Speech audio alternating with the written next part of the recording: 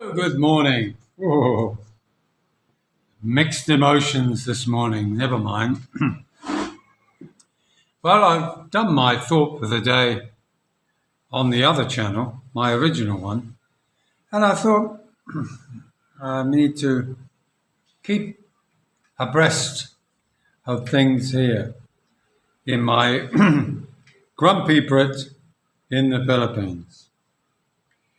You know, when you know the nail is in the coffin, so to speak, and you have to grasp all of your power, your energy, and your abilities to cope with things in a normal sense. But when you're 76, it's a little bit harder.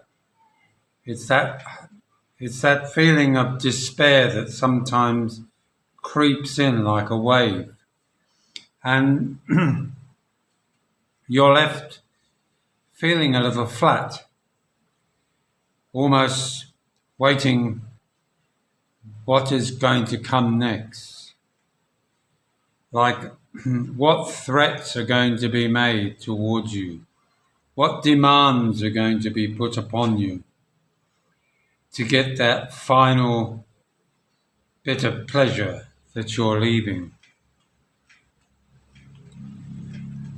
I must admit, when you're in Australia or England or America, you can deal with these things with your friends around you. But here in the Philippines, we're limited by the fact that we can't really openly speak about our issues with anybody but the closest of friends, and preferably from a foreign land. Because to do that and share it with a Filipino, you're never quite sure whether their lips are really sealed or not. So, if you ever go through a situation like I'm going through at present, it's important to remember that, because we all heard the expression, hell hath no fury. Well, it's not that I scorned her. She has scorned me. So I have to be careful that I don't scorn her. And the reason for that is that there's very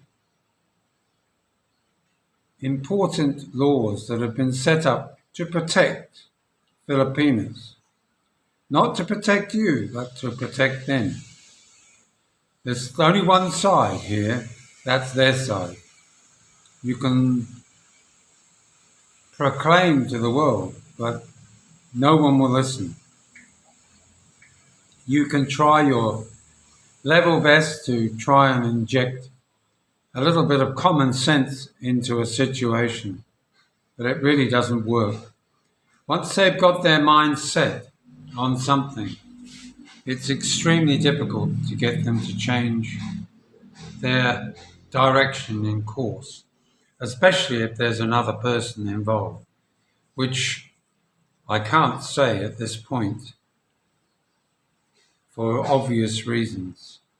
But I can tell you it's not a man. So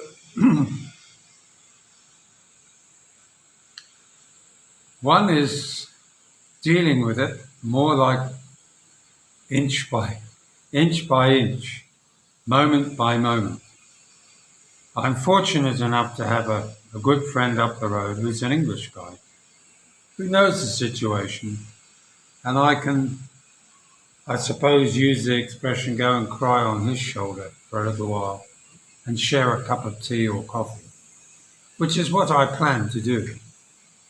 And but I'm going to try and remain focused on different issues that maybe don't have to involve my current situation as much, but nevertheless, it keeps you informed as to I'm alive, I'm still kicking, and I'm still grumpy. So once again, thank you very much for subscribing and joining the channel so quickly. And I hope to cheer your day up with a little bit of cheer once I've lifted out of the doldrums a bit. So, all things being equal, I'll catch up with you very soon. Bye now.